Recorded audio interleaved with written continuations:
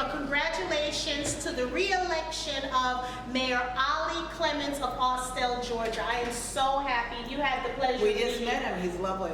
Lovely guy. So we want to welcome you to our beautiful Thread Mill complex. Thank you very much. And can I say you look fabulous? Oh, thank you very much. Yes, I just love this lady. This is the type of woman I want on the show. I'm not saying the rest of the people who have been on the show weren't phenomenal. You're fantabulous. So we want to thank everyone and welcome to the Women Are Worthy show. I'm just a comedian right now. We want to thank everyone for supporting, liking, and just sharing the page for the Women Are Worthy show. So I'd like to start by saying we have this wonderful guest. Her name is Miss Kim Green, okay? Wonderful lady.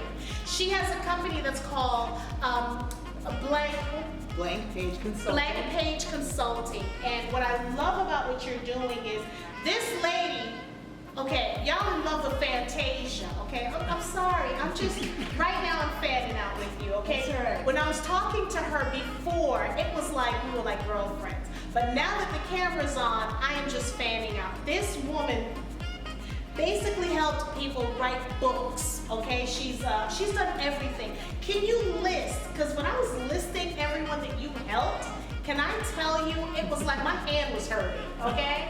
It was hurting. So can you tell us a little bit about who you've helped?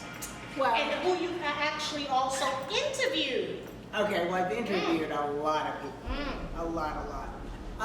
But I helped Fantasia with her book, and that was exciting. And I've also worked with Ja Rule and his book. Okay.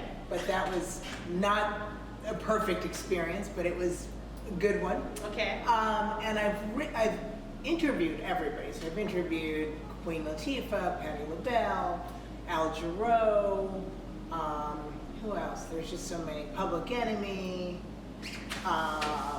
She could go on and on. I mean, it's so many. It's a lot of people. Lynn Whitfield. So let me ask you a question. Okay, what brought you, let's step back, because there's so many people out there that want to write a book and not sure how to write a book. So what made you want to help people to write books or to ghostwrite for them? Like, did you wake up one morning and say, this is what I wanted to do? What led you down that path? Well, the thing about writing a book is it's an act of courage. I think anybody who wants to write and tell their story has a lot of courage. And most people don't think they have it. So they say, oh, I'm going to have you write it. And they pay somebody to do it. But it's a very, I feel like that's a bit of a cheat. You're cheating.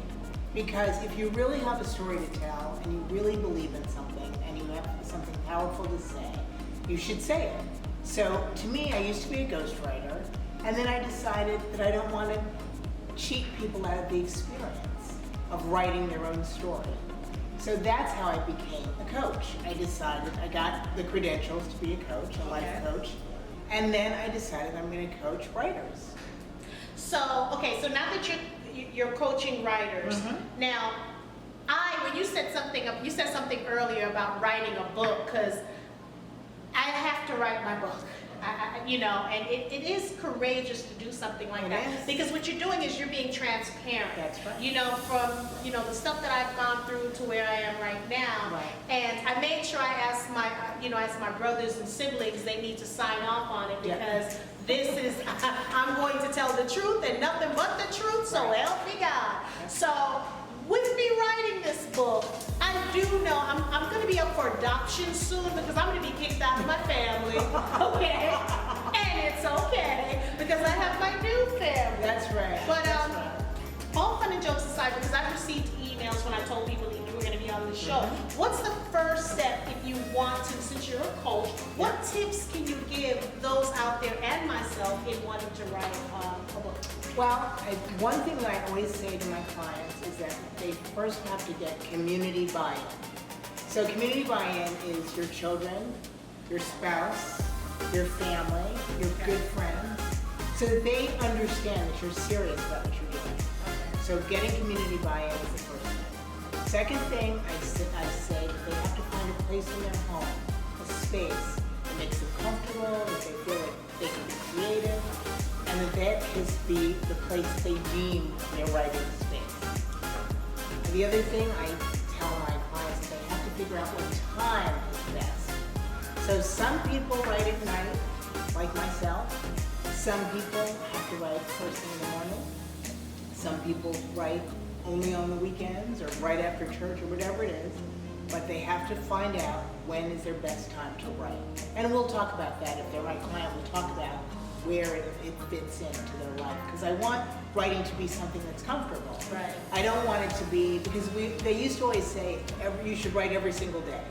And I don't really believe that. I don't think if you have anything to say on a certain day, you shouldn't make yourself feel bad that you're not writing that day. Right. But when you decide to write, you know what you want to write, and it's really in your heart, you'll find yourself writing about it as much as you can. But I just don't want to put the pressure on people.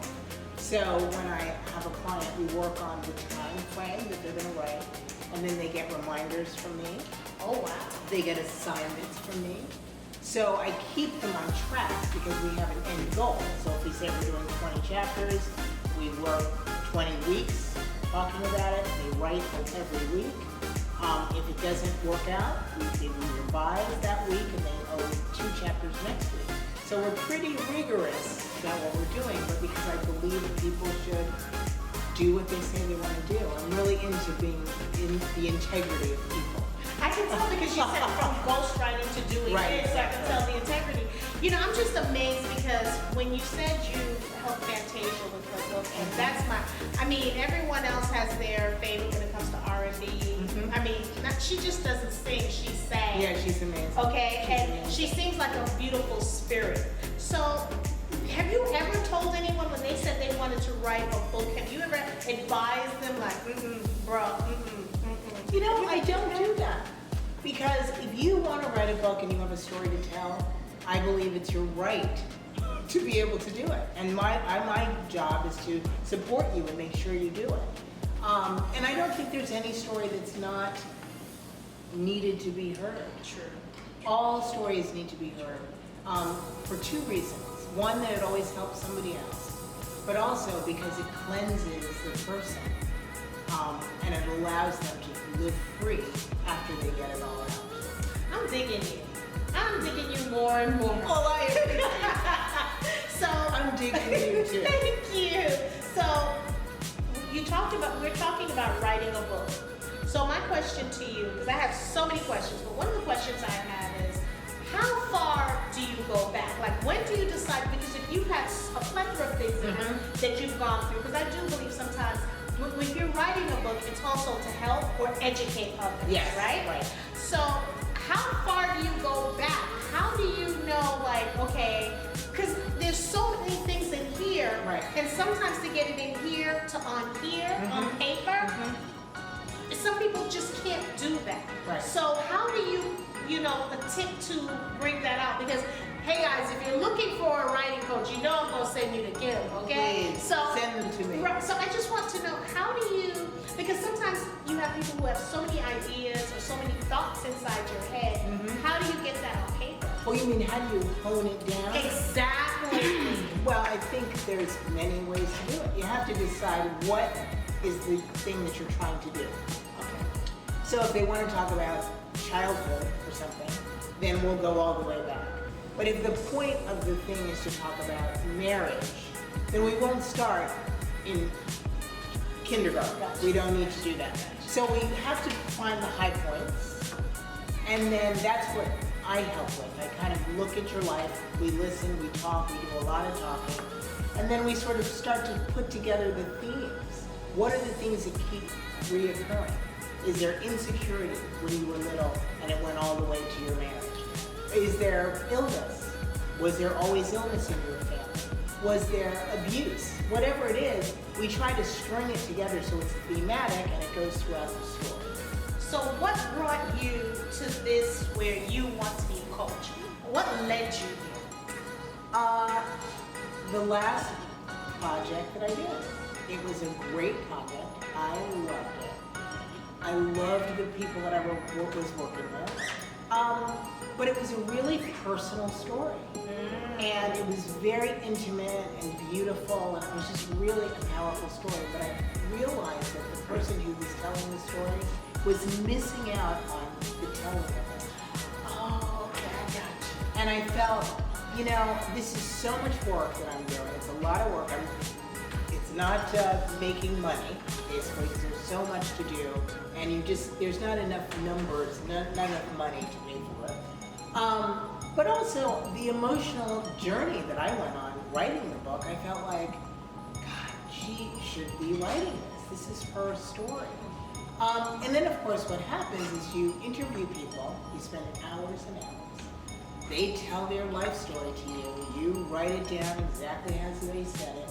And then when they see it in a sentence, my perfect example is my grandmother was an alcoholic, for example. Okay. So then we write the whole thing, I write it all up, my grandmother was an alcoholic. They see it, we can't say that, Because we gotta take that out. My grandmother is still alive, or whatever. So what happens is they get freaked out by their own words. But those are the kinds of emotional things that happen when you're writing. So you should do that on your own. Because when you give it to me, I write down exactly what you said. I tell the story the way you told me to tell it. But of course through my own lens. Right. Of course through your own lens. And so it falls apart in the process. And so there's a lot of re-editing and rewriting and go back and take that out and put that in. All things that a writer should go through. Those are the writer's jobs. Right. So I just really felt that this process is so powerful. And I want people who say they want to write. I want them to do it, but I know it takes a lot of support. You need somebody who's with you, someone who believes in the story, who wants to hone the story and make it good. I can do all of those things, but I can't write it for you. I really believe that, and I think writers who really say they want to write, they should. So, I'm just amazed because just listening to what you're saying, instead of getting a ghostwriter, I think everyone should try to attempt Yes. to write it I believe themselves. that. And that's what I'm hearing from you. At least attempt to do it yourself. Because you're right, because I can, I guess speak into a microphone and you're transcribing it, and when I read it, I'm like, wait a minute, did I say that? Yeah. No, I don't want my brother to read this, I don't want my husband to read that, I don't want this one to read that. So then you kind of, I think you water down the version, Right. And it's because it's not through my lens, it's through your lens. Right. And then I'm asking you to rewrite it or whatever needs to be done. Or if you say something about your brother, for example, not to interrupt you, No, but you say something, I really write what you told me. right. But it's when it's in context. When you see it, the paragraph before it, the paragraph after it, it doesn't seem the same. And that's when you say, oh, take that out, we can't put that in. And then that is a process, that's a writer's process though. What is appropriate? What do I need to say about my brother? But I don't need to say about that part. Right. But those are things that you work when you massage your own writing. So you can't really give it to somebody to do because it's never going to turn out the way you want it to. And then I think the undertow of your emotion is the thing that pulls it all together. And that's what misses if you give it to somebody else.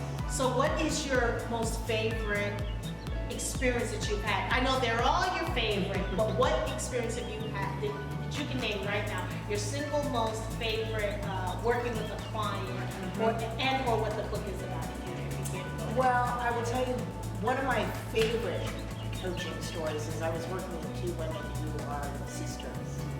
And so one of the sisters said to me, I'm writing a book with my sister. And I said, that's fabulous. Show it to me, what you got? So she had written and written and written and written. And I said, well, what is the problem with the sister? What did the sister write? And she said, well, she's working on it. So I started working with the sister. So the sister was involved. So I was coaching the two of them. And the sister had not written a word. Not one word. So you think she was waiting for the other sister to Well- write the book and then take the credit? Well, the second sister just didn't know what to do. She didn't know where to begin. She was stuck. So she was stuck.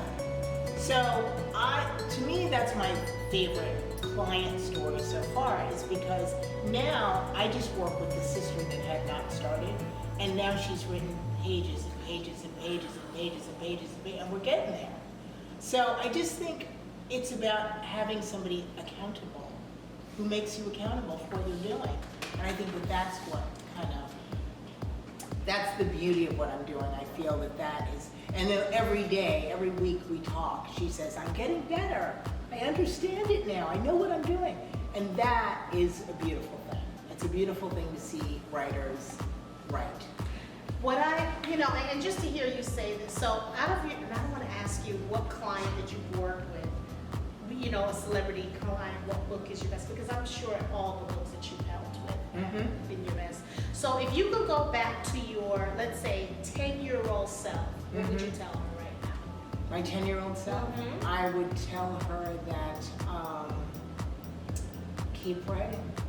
Keep writing, because I wanted to be a writer. But Really? when I was in elementary school and in middle school and sort of high school, I was not that great.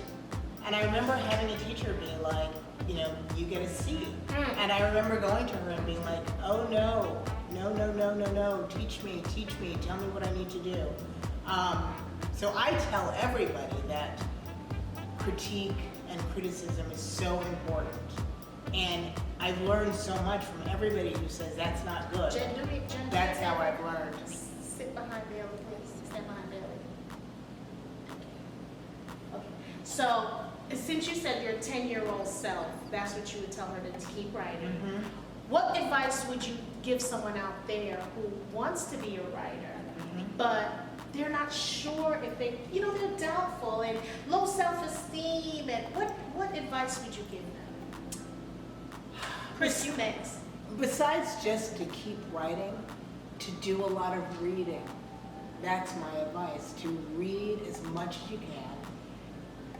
Fall in love with words, learn all kinds of vocabulary words, just words that you've never used, never thought of, words that don't matter, words that do really matter, to just kind of put them into your world and use them. Play with them, play with words. And I just think once you start to get a relationship with words from reading a lot and trying to write, it'll all come together. Like you'll start to want to write certain things down, experiences, feelings, beliefs, but now you have new words to use around it. And so then it all starts to come together. Then the writing starts to become writing. You know what I mean? And what I want people to understand, because again, we're doing it on Facebook, but then I've had questions, so people are going to be looking on this, on the replays and on the YouTube channel, plug. But so many, one of my taglines that I tell people basically is, we're all in the same book, just different chapters. Yes. So what I want people to understand, because for me, I'm like, oh my God, I hated writing. I hated it with a passion. I still do.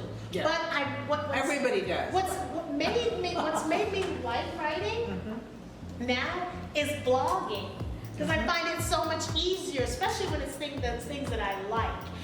So I'm blogging about this, but I'm putting it on my website, and I'm really liking it. And I'm like, chick, I think you could do this writing thing here, because I just don't like it. And of course, sometimes when I'm posting things, I'm like a little bit ADD, OCD, and elemental PQRST. So what I'll do is, I'm posting things on social media, and then you have the spelling Nazis, and the grammatical people, and they're like, it's just so funny, because I'm like, really? I didn't put the comma or whatever, and I'm like. But that's why you like blogging. Yes. Because there's not so much,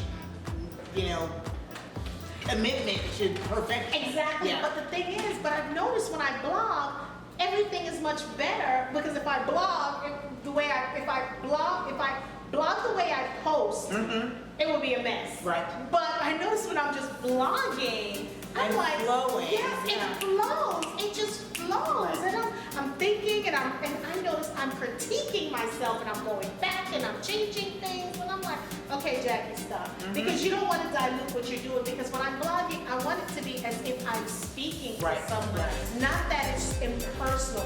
Because I had someone read my blog, and they were telling me, hey, Jackie, change that, change this. I says, I don't use those words.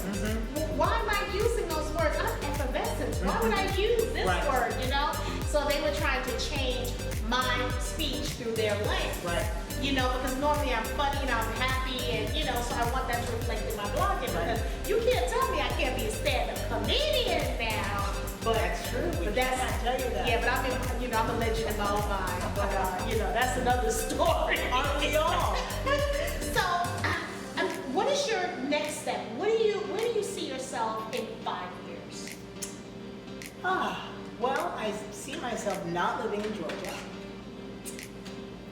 Well, gosh, where you planning on going, Bali? That's where I'm trying to go. Where you going? I'll let you know when I know where I'm going. Wait a minute. Okay. But I also see myself really moving forward with coaching. And I would love to be doing some speaking, talking about writing and just the artistic process and all of that stuff. And I hope, my biggest dream right now is that to finish the memoir that I'm working on about my father. Wow. So that's a big one, and that's going to take a lot of guts, but it's going to take time and space. And I'm waiting for my son to graduate from high school so that I have one less big thing going on. Right. And then I'm going to really sit down and write a memoir about my father. So, what everyone's father is special. Like, is there something you can tell us why you want to write a memoir about your dad? Well, because Wait, this is an exclusive. This is a Women of Worthy exclusive. Okay. Well, my father was born in 1922 in South Carolina, and he just taught me so much about everything. But he taught me a lot about race. And I think that living in Georgia was something that he really was highly against, me moving to Georgia, because he was born in South Carolina and he moved to New York City. And so I was raised in New York City. Oh, where in New York? On Fifth Avenue. Okay. So I grew up with all of his teachings about the South and race and all that stuff. And then when I became an adult, I said, I'm moving to Atlanta. And he was just like, that is the most ridiculous place for you to live.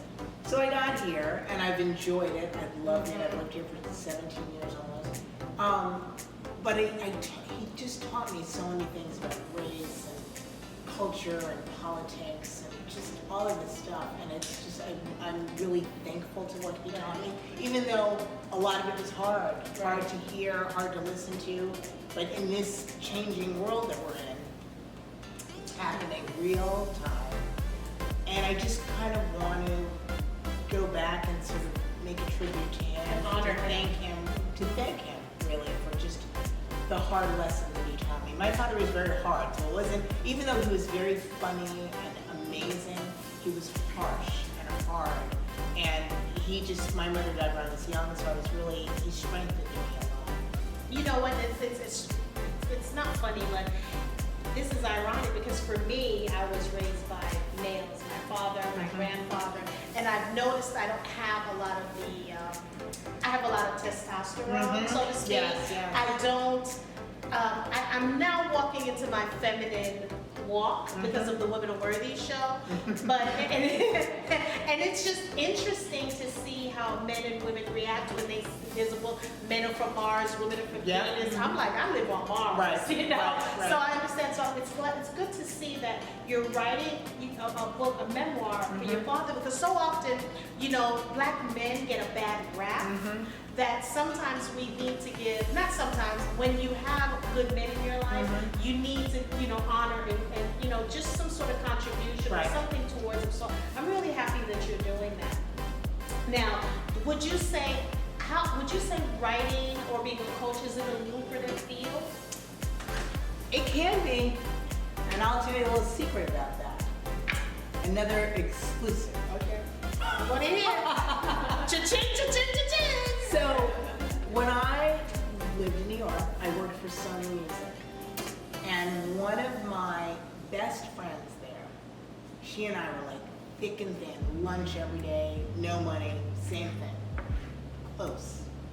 And then she wrote a book, and it was just a little book. It was published on MTV, published by MTV. Well, today she is a multi-millionaire. She started out coaching She's a coach. And she had written books, but the big money came to her when she started coaching. And it's not that I'm doing it for the money, but I love the ease of it as a career. So you have these great clients that you're very committed to, and you spend a lot of time with them. And you spend a lot of time preparing to talk, because that 1 hour, that laser hour is powerful. You learn a lot, you do a lot. But it's just very lucrative because it's sort of an alternative to therapy. Exactly. And so the thing about therapy takes you all the way back, and you're talking about what happened to you in kindergarten. But coaching is about moving forward. So I do life coaching and writing coaching, and I love that both of those things propel people to do. They propel them to action, as opposed to sitting down and like reflecting and wallowing and worrying about what happened to the past. It's just all about the future. So I just know it's such a valuable career, and it makes a lot of difference for people. So I mean, it's lucrative emotionally, Right. I will say that. And I think it depends on, how clever you are and who your clients are and all that stuff. And, you say where I'm going to be in 5 years. I just hope to get to that point where I'm working with people who are committed to their futures and ready for action. And that's where I want to see myself. What's your ideal client? Female, I would say. Okay. Women are worthy. And She knows the tagline. We love her. Hint, hint. that's right. Yes. Women are worthy. And they're also women who really have a story to tell, and they're committed to it. In fact, I had a call from a woman the other day, and she moved here from Chicago, and she wants to tell a story about the attitudes of people in the South coming from the North. And she said to me, I want to do this so badly because I have to tell this story. That's going to be a bestseller from the people from the North. The Southerners are not going to, I'm not saying I approve or whatever, because I'm from the North, but I understand. I understand too, and I said to her, I'm from New York, I understand. Let's do it. I'm very proud of her that she Yeah. I want to get that book. I know, it's going to be a good one. It's going to be a good one.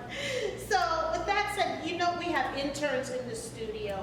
What advice would you give them on, there's some that write, that like to write. What advice would you give the youngins, as I call them? Anyone that's under 20, I call them youngins. Well, I will tell you one thing, you youngins. I'm very impressed that you're here and that you're doing something they're interested in. I just think that that's fantastic to be already doing stuff in high school, still interested in production or whatever, and you're here doing that. That's amazing. And so you're building your resume right now. You're on your way. It's so exciting. Preach that one more time. I almost broke the table. Preach that again. Say that again. I'm very proud of what you're doing. It's really good. And any advice I have is just to keep doing it. The things that you're interested in, find a way to do it, and you're doing it already. So it's really excellent. And they're all, and I keep saying that because they're all good young men and young women. So now I've asked you about advice. Now, when you write this book regarding your dad, did you get the buy-in from the rest of your family, or how does that work? Because I mentioned that because I'm writing a book. I plan on writing a book. I'm in the midst of some things. Luckily and not so luckily, most of my family is deceased. The other thing about that is that there are people that are still alive that will be mentioned in my book, and it's courage.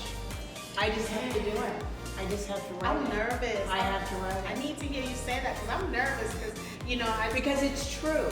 See, the thing is, if it's true, what can you do?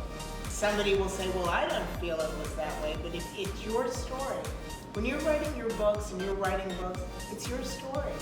So you are entitled to have your story. And it's your truth. Right. But then, because at first I was thinking about, I'm going to upset some family members by writing what I'm writing. And then my husband's like, just write the book. Right. But I was so in fear of upsetting people because, people are like, oh my God, you're great, you've been married for such a long time. Yeah, but I went through hell than that. Sure, of course. You know, and most Every of it, married person has. and it's because of my own doing when I was a teenager. Because no one put me out. I decided to run away. And then that started the homelessness, the sex trafficking, and all that kind of stuff. So I decided I didn't want anyone to go through what I went through. So Right. that's why I said I wanted to write the book. But when people see me today, you know, as I say, don't judge me by my past. Right. But I don't want people to constantly look at me and just think things are perfect, because I had some issues in the past Sure. that I do believe that I've overcome with a lot of therapy, you know, which we all, some of us do or whatever, but it's just that I struggle with that. Like, you know, do I want to put this in the book? I don't want to omit it. I want to put it in the book, but I don't want to say, oh my God, did I put that in the book? You know, so how would you suggest? I think, like your husband said, just write it. So when we get all the pages and you look at it as a whole, you can decide because the writing process is like the regurgitation. Yes. It's getting it out of you. That's fair. Then you look at it, and you know, when I wrote my first book, Hallucination, which was just a novel based on my own experience with my marriage and me getting sick and it all fell apart. It was a very long book. It was like 400 pages or something. It was horrible. And it was horrible, by the way. Most of it was horrible. But that's the process. So then you go through it and you go through it and you go through it, and there's lots of stuff that I was like, I don't need to put this in. Right. Okay. But getting it out, It's the that's the therapy Okay. right there. Okay. Getting it out. Then in reading it back, it was like, I don't need to tell this part. This part you don't need. So I think the first part for you and your book and this family that you think is going to abandon you, just write it. Well, I'm good if they abandon. Just write it. And then you make the decisions, once you have the whole piece, what is necessary and what's not necessary. And the things that are necessary that are still a little controversial, then you go to talk to them and you say, I'm talking about this thing with Uncle Charlie, I'm making it up, and this is what I said, and what do you think? And they might say, oh, it's terrible, or they might say, yeah, that did happen. Or you change the name, or you change the defining characteristics. So if Uncle Charlie was tall and thin, maybe you make him short and fat, and you make him Uncle Pete. Exactly right. So you can mask identities, but you still get to talk about that characteristic and that character that's part of your story. Where can one contact you if they want to? They're looking for a phenomenal, an amazing, you know, a wordsmith, coach. Well, they can contact me on my website, which is blankpageconsult.com. And the blank page is because, you know, everything is a beginning and everything is on a page that we begin. So blankpageconsult.com. Or they can write me an email at youcanwriteyourlife@gmail.com. And they'll find my phone number and everything on the website, blankpageconsult.com. Now, here's a question I try to ask everyone that comes on this show. Why should women support each other? Well, because women are phenomenal and they deserve to be recognized. And I think that as a woman who works mainly with women, I just feel like there is such a connection, and it's such a place of safety. And I think, of course, you know, women have a terrible reputation with each other, but I think that the women are growing, they're evolving, and they're tired of being a part of the cat fight that was created by men.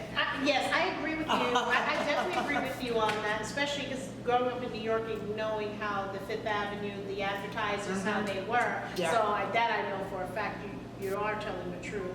But it's so important to me that women, we feed off of each other. Yes. We're caretakers, we're givers of life. And I choose to, because for me personally, I don't deal with negativity because I'm allergic to it personally. I'm all about positivity. And if you can't be positive, like I posted something on my page, 2020, I no longer deal with excuses.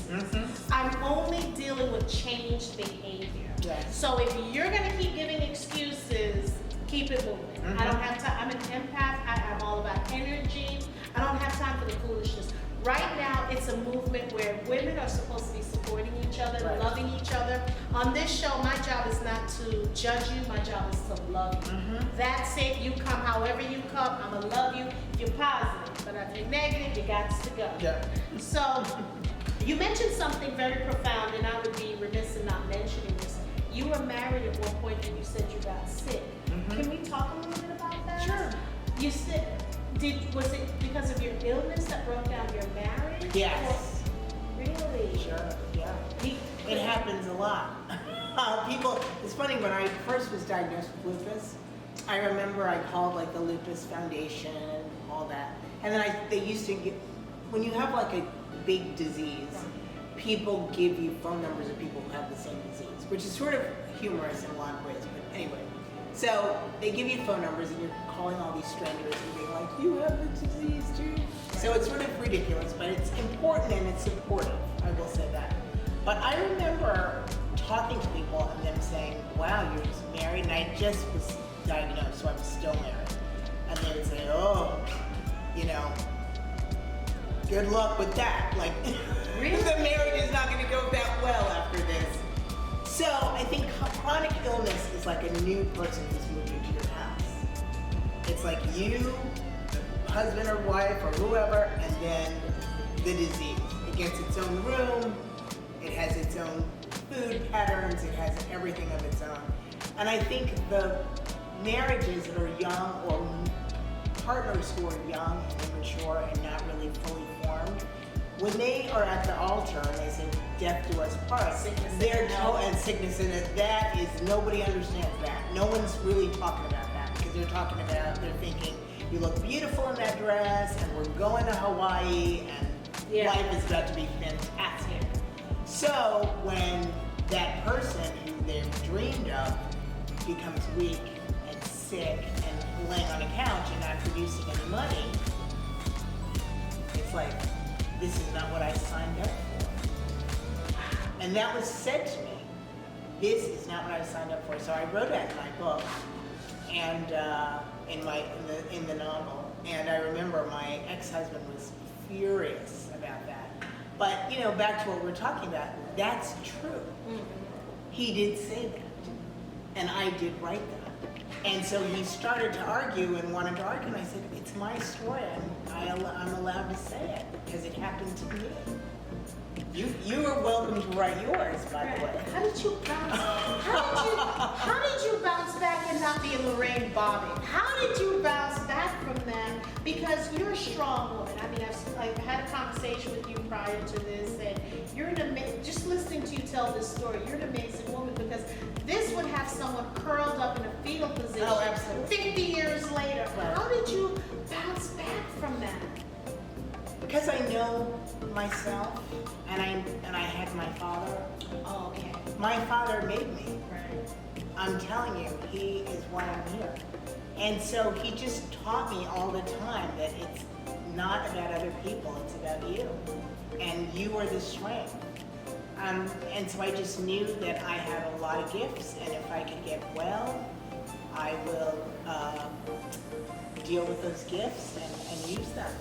And so I just kind of Look at knew you that. now. Look at you now. You're more than well, honey. I hear that a lot. That's so funny. But it's good because Yeah, you're it's- not, you know, and plus because you have that positive attitude, I do believe when you think that way, you can think yourself well. Right. You know, because it's all about energy. And I'm not saying for someone who has some form of other chronic illness that, okay, just think positive, don't listen to what the doctors say, you're going to be healthy. But I think it starts with that mindset from the time you were young. That's why it's so important for men to mold their daughters, not just their son, Right. but their daughters, and to be present. Because looking at you, I would have never known, you know, and it may sound crazy, well, what does lupus look like? Right. But I know people who have lupus, and it's just, because it's funny, you just said something. You said, when you have a chronic illness, someone wants to introduce you to someone. I was thinking in my head, oh my God, I know a friend, she has lupus, and maybe you need to. I was thinking in my very head. funny, I was it's thinking funny. in my head when I you know said it. that. So now it'll make me, because if you think about it, just because you have lupus, you don't want to meet everybody. who has lupus. Well, and also it's too depressing.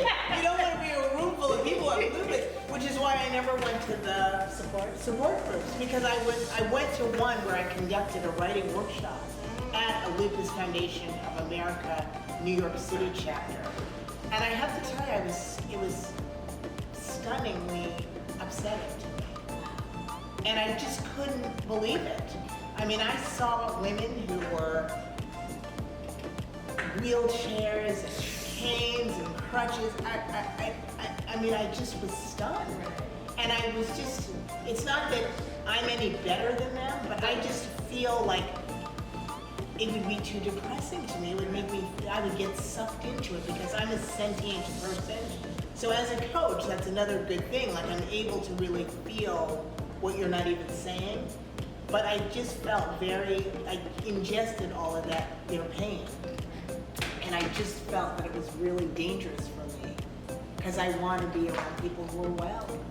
And I want to be one of them, you know? And That so makes I'm always sense. trying to be one of them. And I think that that's the reason why so I laugh at the notion of, because it's a nice connection, by the way. And I did meet some of those lupus people that are still my friends. I still know them.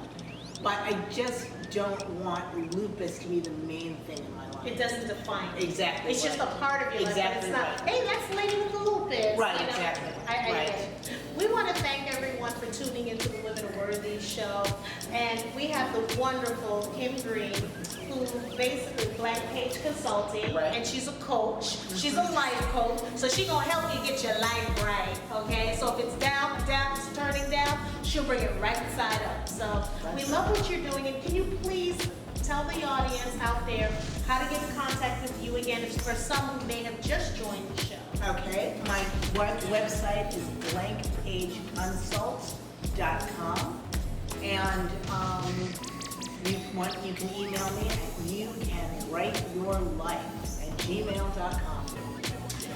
And without further ado, we want to thank you for tuning into the Women Are Worthy show. Let me give you our social media. See, we're doing housekeeping, and this is what I love with my interns, because I'll forget about it. Don't forget to like, subscribe, and follow us on the Women Are Worthy show on Facebook and Instagram. It's the Women Are Worthy show. Yes, ma'am, you're pointing at something that you want me to say? Because either I mention one or I don't mention all, and then I hear about it later on from Miss Bailey. So, again, no, all fun and jokes aside, please don't forget to like, subscribe, and follow the Women Are Worthy Network on YouTube. So we'll be uploading, Bailey will be uploading the show, and I want to thank each and every one of my interns. They are phenomenal. Phenomenal. Yes, they are. So I'm phenomenal too. Is that what you just did? Oh my God, they sound, I'm phenomenal, y'all. I'm phenomenal. So without further ado, we want to see you next week, next Monday. Have a wonderful week. Be safe. Bye, guys. Bye. It was great having you on the show. I have learned so many things, and what you taught me tonight was, this is my story, this is my path, this is my truth. Live it. That's right. You only have one life to live, and I'm going to live it to the best of my ability. So I want to thank you for doing that, my sister. I appreciate you coming on the show. I appreciate you just giving out some tips for those of us out there who may not be writers, but you're giving me the courage to do what I need to do. Yeah. So is there any other, how was your experience on the Women Are Worthy show? It was fabulous. You are so wonderful and so fun and so full of great energy. Let's try. And this is a wonderful outlet for me to talk about my business. And I'm very grateful for that.